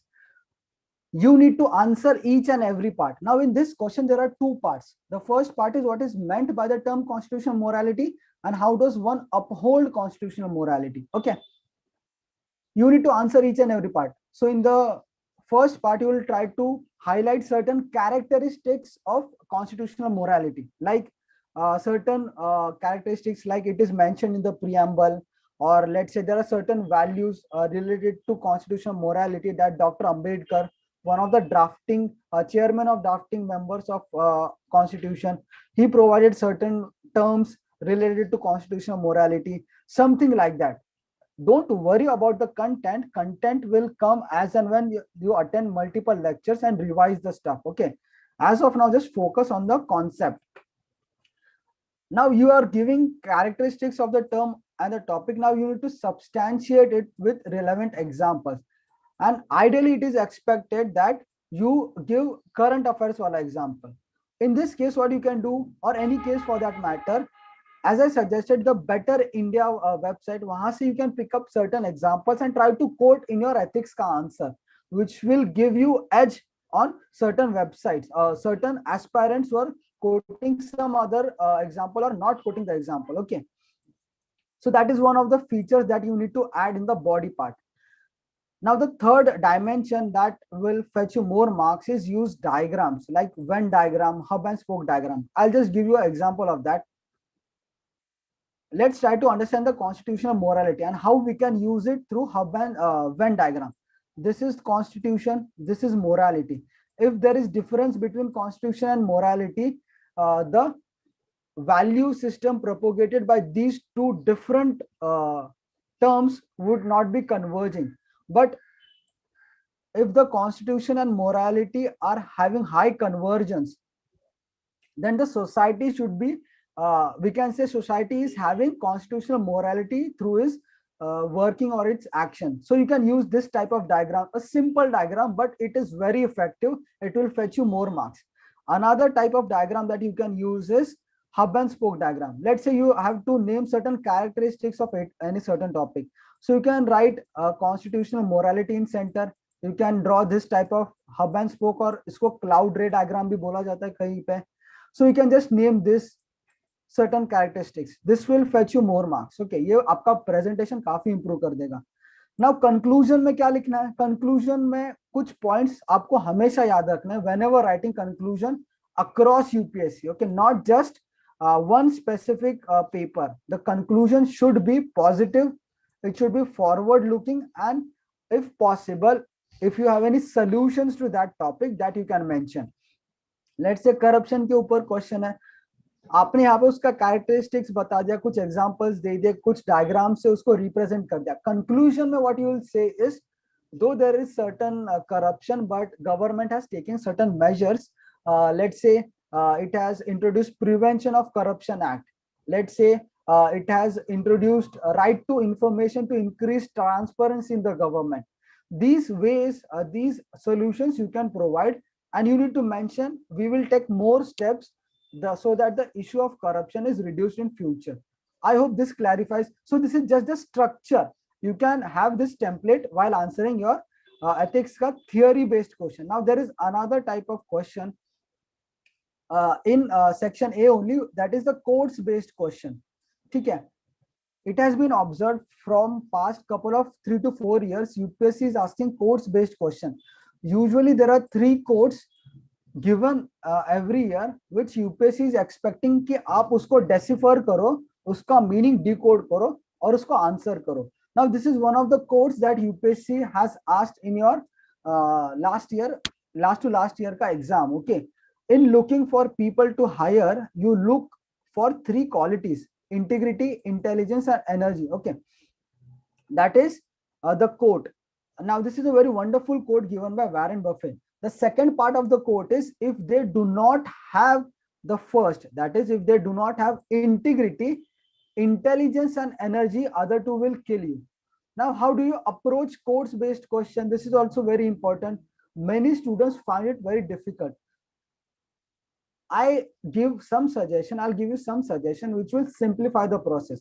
Now understand this, the IBC structure, this is going to be standard across, okay? Even in this question, introduction. Now introduction for quotes based question is little different. How it is different, that we'll try to understand. Quotes based question में आपको ideally क्या करना है, अगर किसी ने वो code दिया है और आपको पता है कि वो किसने दिया है और किस context में दिया है, so you can use that background. Like in this quote, Warren Buffett साहब ने ये कोड दिया था एक इंटरव्यू में, when an interviewer asked him कि अगर आप किसी को हायर करना चाहते हो तो उस इंसान में, उस एम्प्लॉय में क्या क्वालिटीज देखोगे, and based on this question he gave this statement which UPSC is asking. That is the ideal way of you introducing the quote in introducing a specific answer to this quotes based type of questions. Okay, now the second part is the body wala part. Now what you need to do is, when you are trying to decipher quotes based question na, you need to understand the relevance of the statement in present day. मतलब क्या, अब इसका example है कि अगर आप किसी employ को हायर कर रहे हो, and if he or she is not having integrity but he or she is intelligent and having energetic, enthusiastic attitude, that will ensure your downfall. अभी इसका एग्जांपल कैसे दे दो, let's say corruption level in India, ठीक है, bureaucracy में काफी educated लोग आते हैं, बहुत बड़ी और टफ एग्जाम क्रैक करके they get into the service. Still it is expected कि if you are educated, at least when you are educated, you will not indulge into certain unethical, illegal acts. Okay, but still the corruption level is higher. How do you justify that? Because the integrity part in the officers, or let's say for corporates, for any individual for that matter, is not high. They are having intelligence and energy, but the morals, the values, the integrity is not high. That is the reason corruption हो रहा है. आपने सत्यम scam के बारे में सुना होगा, Commonwealth scam के बारे में सुना होगा. So these scams, many of these scams have been conducted with the help of bureaucracy. Though the politicians had played a major role, but the bureaucracy has also played a role in it. Now this type of examples you can quote in the answers. At the same time, you need to give certain examples or ways to nullify this type of issues. मतलब आपको integrity भी अच्छे से test करना चाहिए while recruiting. Okay, that is one of the steps or recommendations you can give in conclusion. The use of diagrams remains consistent in each and every type of questions. Okay, अभी ये number of questions, number of quotes, they are we cover at Prayas in very detail. Every lecture we give students a number of quotes and we give them feedback, ask them, make them write each and every answer and give them very detailed feedback कि introduction में ये होना चाहिए था, आप conclusion में ये add कर सकते हैं, this could have been a better diagram. This helps students to score better marks. Okay, I hope ये course based theory वाला question आपको समझ में आ गया. Now the second part is the basic template for answering the case studies. Case studies मैंने बताया था section B में आ रहा है.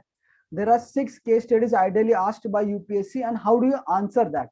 That we'll try to try to understand this from this slide. Okay, now this is the template that I have prepared and I use it. अभी जो 6 questions है ना, उसमें से 3 से 4 case studies में this very specific template you can apply. Okay, मतलब ऐसे का ऐसा template you can apply. You just need to change the information based on the demand of the question. Okay, but there are 2 to 3 questions depending on year to year जिसमें आपको ये template को थोड़ा modify करना पड़ेगा. How to modify that, how to change it, and how to use the template based on the question that would be covered in detail in the lectures. Okay, basically for case studies in introduction, again introduction is there for each and every answer. You need to basically highlight what the case summarizes. we'll take up a case just after this, which will help you to understand it. So basically आपको वो case को summarize करना पड़ेगा कि उसमें क्या दिया है in 3-4 lines, not more than that. Okay, then you need to identify the stakeholders. मतलब उस केस में कौन कौन इन्वॉल्व है और वो किसको किसको अफेक्ट कर रहा है और करेगा फ्यूचर में, ऐसे लोगों का नाम आपको आइडेंटिफाई करना है, ऐसे लोग आपको आइडेंटिफाई करना है, which is nothing but the stakeholders identification in the case. आपको पता चलेगा ये कैसे करना है, so don't worry. Identify the ethical issues and ethical dilemmas in the case.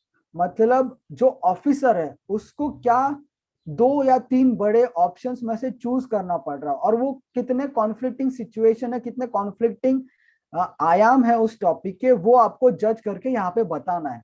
What is the dilemma, whether he should follow the rules or he should follow the values of compassion. ऐसे कौन से conflicting dilemmas है that the officer is facing. Okay, now the next step is आपको options देने, option 1, option 2, और ये options के merits और demerits. मतलब अगर मैं option 1 choose कर रहा हूँ तो उसके क्या सही नतीजे हो सकते हैं, what could be the good things about it, what could be the bad things that could happen because of this choosing this option.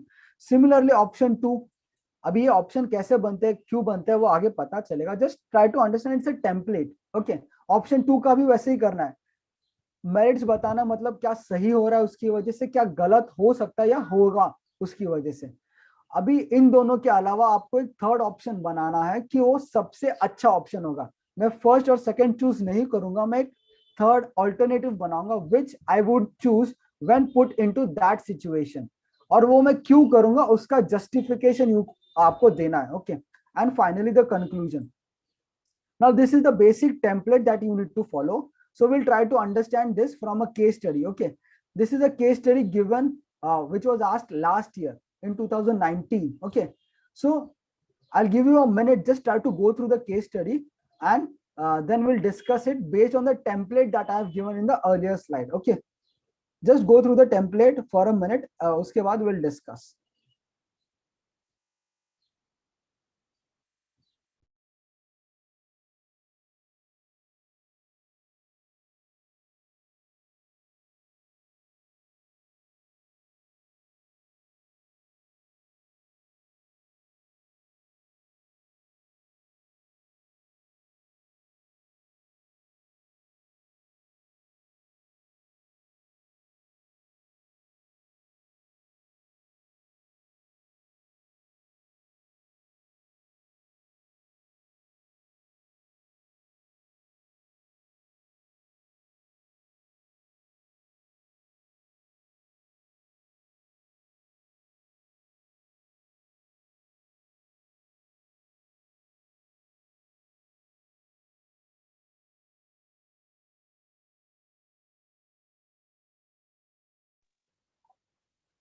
I hope you have gone through the case study. Okay, we'll just try to understand what that case is trying to ask and how we can utilize the template that we have made and try to answer the case study based on that template. Okay.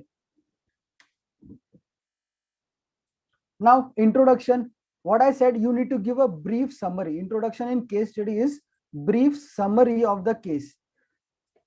इससे छोटा introduction हो सकता है, it can be in 3 to 4 lines. Ideally it should be in 3 to 4 lines.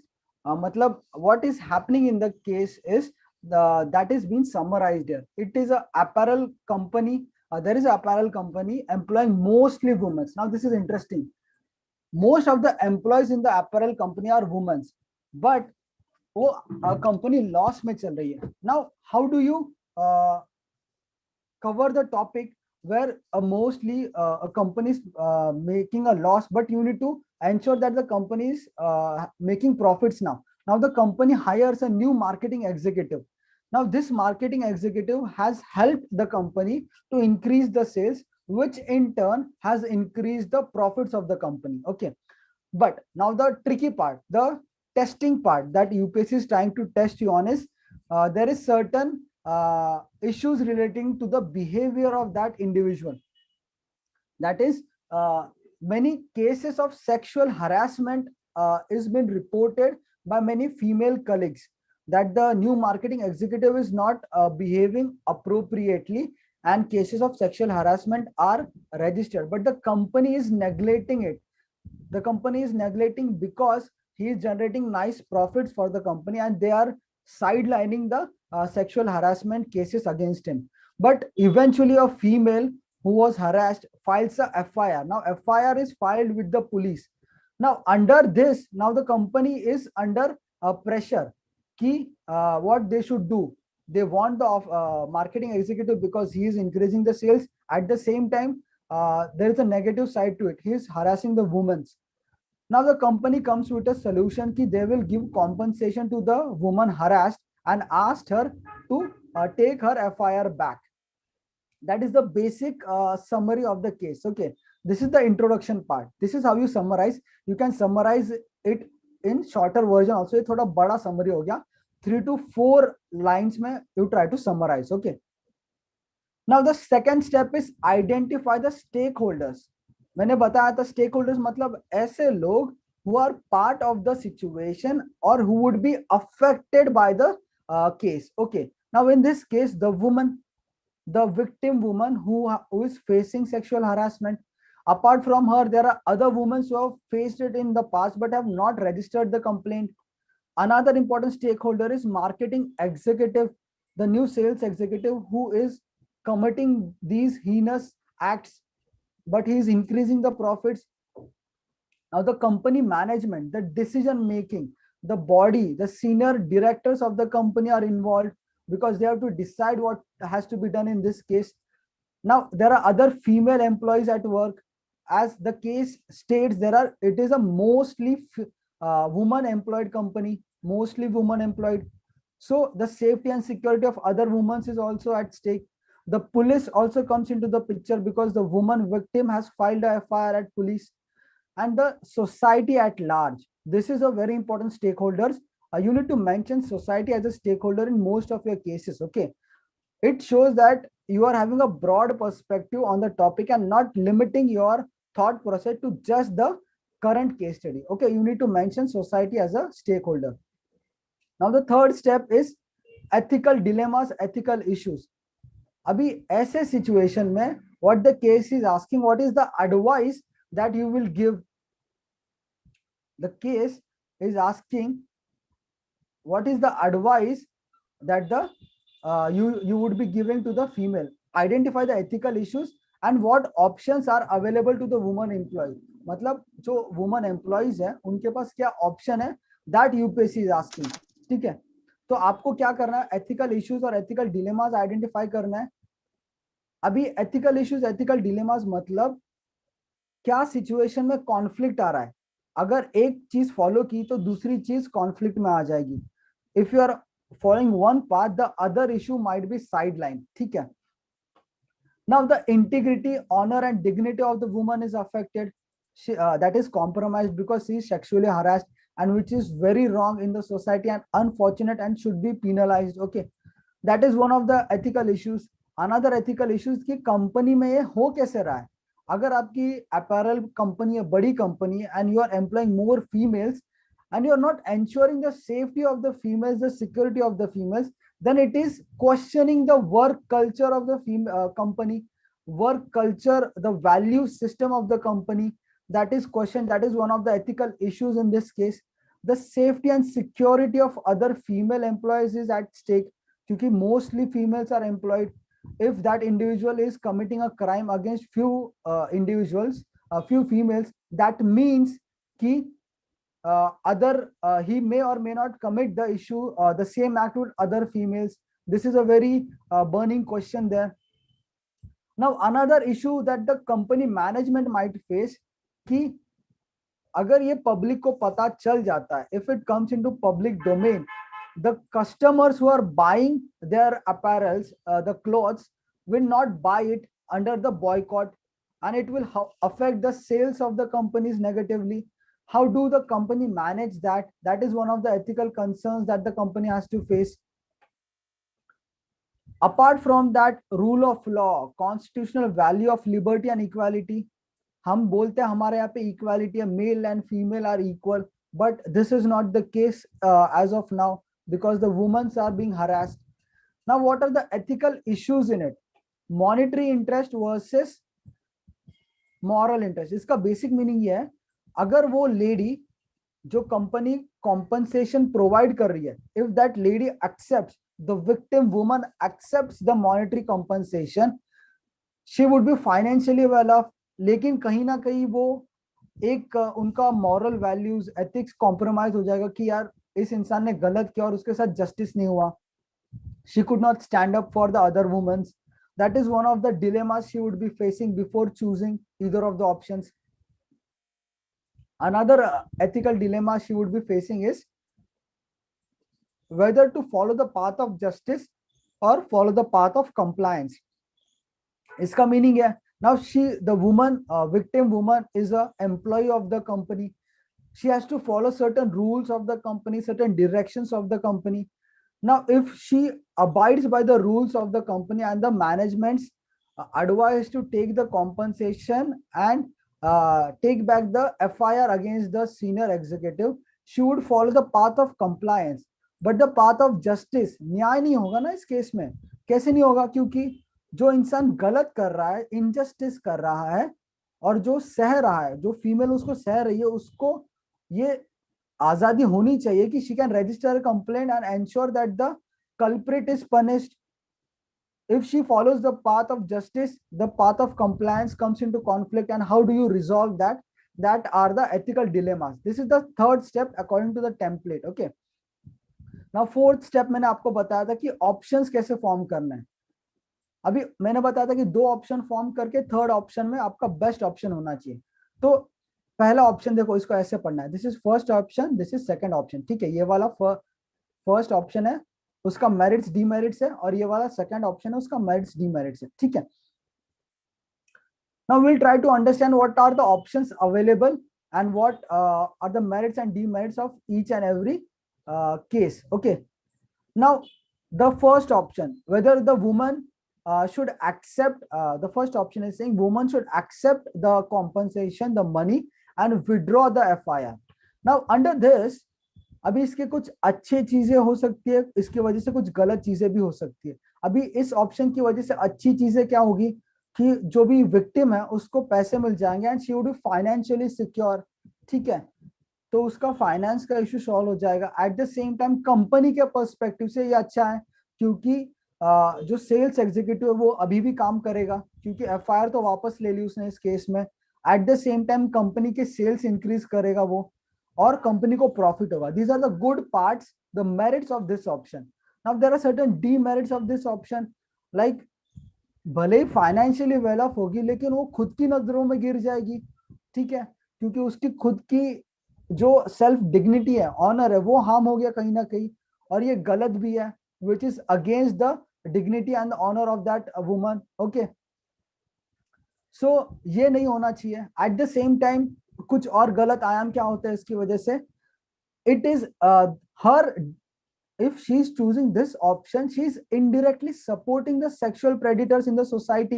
ठीक है, मतलब वो उसके खिलाफ एक्शन ना लेके वो अपना implicit support दिखा रही है, if she is going with option A. ठीक है, at the same time अगर वो बंदा वो गलत चीज एक लड़की के साथ कर रहा है और उसको माफी मिल रही है, उसके खिलाफ पनिशमेंट नहीं मिल रहा है, now it is bolstering his confidence, and it is a very high probability कि he might do the same thing with other females as well. So the females ka safety, which is again questionable, because it's a woman dominated employed apparel company, तो बाकी females की safety question में आ जाएगी. So option 1 तो choose नहीं करना चाहिए, हमने उसके मेरिट्स देखे, डीमेरिट्स देखे. ठीक है, ऑप्शन 2 क्या निकल के आता है, she should reject the money and still withdraw the FIR with certain conditions that it won't happen again. मतलब पैसे भी मना कर दिए उस फीमेल विक्टिम ने, और उसने कंप्लेंट भी वापस ले ली. ठीक है, लेकिन उसने कुछ कंडीशंस लगा कि आप ये जो एग्जीक्यूटिव है, मैनेजर है, इसके खिलाफ कुछ एक्शन लीजिए, तभी मैं पैसे भी रिजेक्ट करूंगी और विड्रॉ भी कर लूंगी complaint. Now what are the merits of this case? Merits are, it avoids social stigma. इसका मतलब ये है, अनफॉर्चुनेटली हमारे सोसाइटी में पैट्रियार्कल एटीट्यूड होने की वजह से क्या होता है, the female who is the victim is considered as the culprit. लगता है, ऐसा बोला जाता है कि उस लड़की ने ही कुछ गलत किया होगा, विच इज रॉन्ग, ठीक है। To avoid this she can reject the FIR, withdraw the FIR and reject the money. तो सोशल स्टिग्मा, सोसाइटी के ताने सुनने नहीं पड़ेंगे उसको। Now, there is another merit to this option is hate the sin and not the sinner. This is very wisely said by Mahatma Gandhi.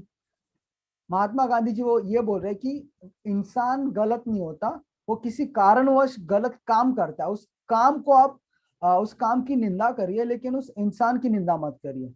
ये कुछ merits हो सकते हैं इस ऑप्शन के, लेकिन इस ऑप्शन के बहुत सारे डीमेरिट्स भी हैं। मतलब कुछ ऐसा ऑप्शन इसकी वजह से कुछ गलत भी होगा, जैसे न्याय नहीं होगा, जस्टिस में नॉट हैपन, ठीक है, क्योंकि वो इंसान तो साफ साफ बच जाएगा ना, इसकी कोई गारंटी नहीं है कि वो आगे ऐसा नहीं करेगा, ठीक है। No monetary compensation because she is rejecting the money, so और financial security is also compromised and future में he may or may not do the same act. So these are demerits of this case. But what is the ideal stand that you should take? This is provided in the step 5. Choose the best possible option. Now in this case, the stand that she should take is reject the company's money, still file the FIR, and also ask for compensation when the case goes for judicial scrutiny. तीन चीज हो रही है, that female victim is rejecting the money, at the same time उन्होंने उस female ने FIR भी continue रखी। अभी FIR कंटिन्यू रखी तो पुलिस उसको इन्वेस्टिगेट करेगी, इन्वेस्टिगेट करने के बाद उसके खिलाफ एक्शन भी लिया जाएगा, ठीक है। एट द सेम टाइम पहले उसने मनी रिजेक्ट कर दिया, लेकिन जब वो केस जुडिशरी के पास जाएगा, कोर्ट्स में जाएगा, then she can claim that her dignity, honour, her physical integrity is damaged, hurt, so she needs compensation for that, okay, and judiciary will ideally will give her a compensation under this case. So that is a good stand that she could take, okay. अभी इसके कुछ अच्छे impacts क्या हो सकते हैं, उसकी dignity, integrity, honour का रिस्टोर हो गया। क्यों? क्योंकि she is taking the case to its logical conclusion, FIR उन्होंने स्टिल बरकरार रखी। At the same time she is setting the right example for other employees, other female employees। मतलब ये she will encourage other female employees कि अगर ऐसा कुछ future में हो रहा है, don't be afraid, take a proper stand, you will get justice. So that will bolster the gender equal attitude amongst the other employees as well. Now there is an act which is called POSH Act, यानी Prevention of Sexual Harassment at Workplace. Now this is a law passed by the government. इस law के अंतर्गत sexual harassment of womens at workplace is banned और उसके खिलाफ strict provisions है। सो ये option choose करने की वजह से she can opt for this act and ensure that justice is done. ये सब करने की वजह से उस कंपनी का वर्क कल्चर, उसका वैल्यू सिस्टम इंप्रूव हो जाएगा, एक जेंडर इक्वल एटीट्यूड आ जाएगा उस कंपनी में, and the safety and security of the womens would be ensured. अभी कुछ एक दो डीमेरिट्स भी निकल के आते हैं इसमें से। The company might face certain loss due to decrease in sale. ऐसा क्यों? क्योंकि जो सेल्स बढ़ी और प्रॉफिट आई, that was done due to the efforts of the male executive.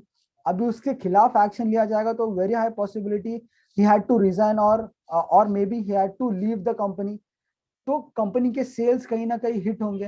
Eight the same time the consumer confidence might take a hit. consumers might think कि this company is not ensuring gender equalness in their work culture, so they might boycott। लेकिन ये कुछ demerits है। Overall ये stand बहुत अच्छा है। अभी ये डीमेरिट्स को काउंटर करना है, सेल भी बचाना है, जस्टिस भी करना है। वो कैसे करेंगे उसका आगे का स्टेप में पता चलेगा। आगे का स्टेप में ये है कि जो प्रॉब्लम आई है उसको लॉन्ग टर्म, अभी जो हमने सॉल्यूशन दिया, ऑप्शन दिया, वो as of now short term के लिए सही है, लेकिन लॉन्ग टर्म में वो कैसे सॉल्व करना चाहिए और वो प्रॉब्लम फिर से फ्यूचर में ना आए, that is where you should make certain suggestions that the issue can be tackled in its roots itself, okay। Now following steps can be taken, यानी strict implementation of the POSH act. मैंने अभी आपको बताया prevention of sexual harassment at workplace, ये act को बहुत strictly हर एक company ने इंप्लीमेंट करना चाहिए। Eight the same time zero tolerance policy, ZTP policy बोलते हैं इसको, ऐसी पॉलिसीज कंपनी ने लानी चाहिए विच विल एंश्योर कि ऐसे सिचुएशंस फ्यूचर में ना आए, और it will not tolerate any slightest of harassment cases against females. ऐसी पॉलिसीज कंपनी ने इंप्लीमेंट करनी चाहिए। नाउ पॉश एक्ट जो है, prevention of sexual harassment act, इसके अंतर्गत एक मैकेनिज्म है ICC का, internal complaints committee. According to this, हर एक बड़ी कंपनी ने, एक ऑर्गेनाइजेशन ने एक कमिटी बनाना है। कौन सा कमिटी? Internal complaints committee. इस कमिटी में एक फीमेल एम्प्लॉय होगी, एक सीनियर HR के एम्प्लॉयज होंगे, कंपनी के एम्प्लॉयज होंगे, और एक लीगल एडवाइजर होगा। तो ऐसे कमिटी के पास a female can go and report her complaint कि XYZ things happened with me, you look into that matter, and the internal complaints committee has to look into that matter even when the case is against the senior most manager or the CEO of the company. Okay, that is the mechanism provided under POSH Act, and it should be strictly implemented. उसके साथ में एक और mechanism है जो recently government ने लाया है, शी बॉक्स करके। अभी ये शी बॉक्स ऐसा मैकेनिज्म है जहां पे the female employees can register their complaint anonymously. Anonymously मतलब खुद का नाम बिना पब्लिक डोमेन में, बिना कंपनी में किसी को पता चले, they can report their complaint. This is available in government and private companies as well. Now this improves the work culture and gender equal attitude within the company itself. Okay, अभी gender sensitisation होना चाहिए, यानी attitudinal change.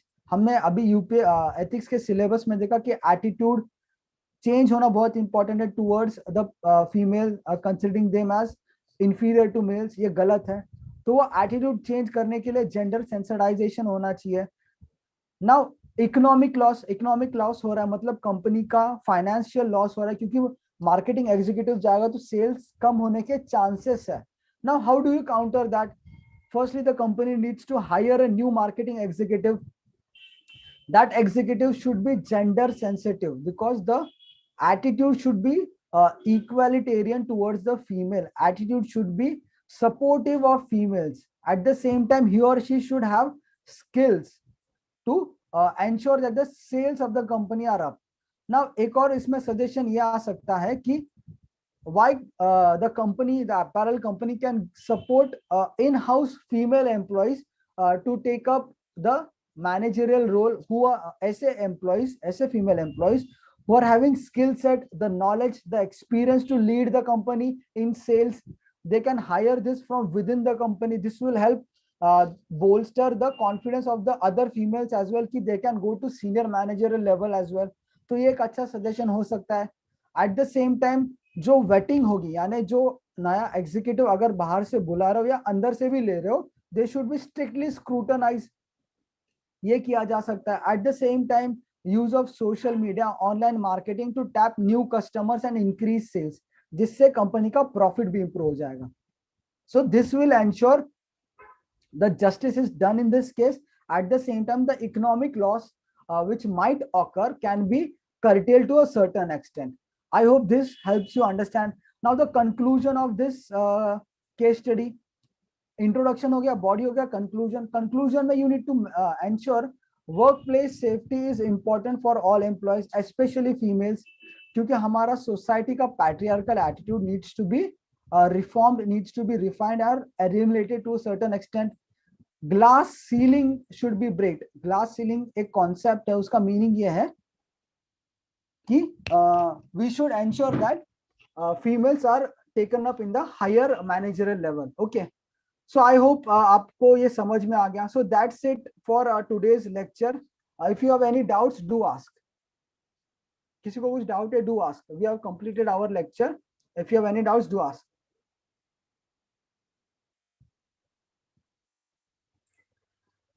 आई hope आपको आज के lecture में से कुछ चीजें समझ में आ गई होंगी।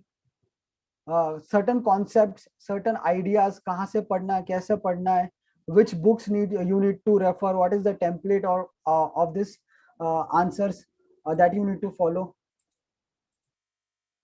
Anyone having any doubts, do let me know. ठीक है? So you can put it in the chat box. I'll try to answer.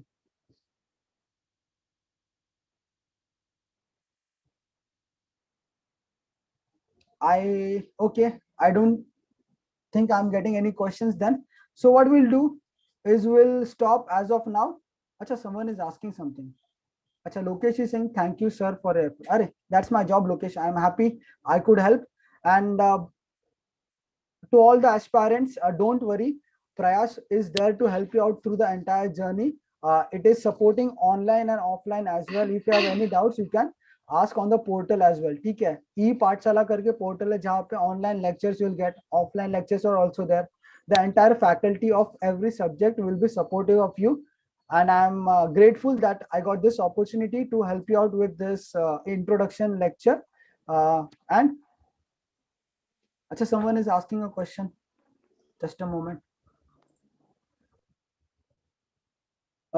Vedangi is asking, sir, what could be the most basic step to begin with ethics preparation? Most basic step for preparing ethics is first go through the syllabus of the subject. Just try to go through it. And the second step that I would recommend is you buy the lexicon, the book Lexicon. Ethics ka lexicon book, you can buy it. It is very much available in the market. Just go through it once. And you can take admission to Prayas. वहां पे हम बहुत detail में अलग अलग dimension से we cover. Okay, so these are the few basic steps that I would recommend, Vedangi. Okay, all right, I hope that analyzes that supports or answers your questions. And as far as the lecture is concerned, thank you everyone for being there for such a long time. Thoda extend ho gaya, I'm sorry for that, but I was just covering everything in detail so that you get a overview of the paper. Okay, so we'll stop here. I will catch you up in the next lecture. If you have any doubts, do visit the Prayas websites. Okay, thank you. Good day, study well, and Thank you so much, sir. Yeah, thank you. Thank you so much, sir, for being here with us and giving your precious time to us.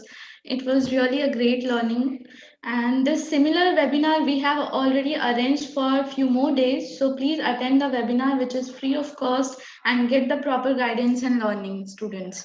So thank you, all the aspirants, and thank you, sir. Thank you, ma'am. Thank you. Okay, sir. Thank you.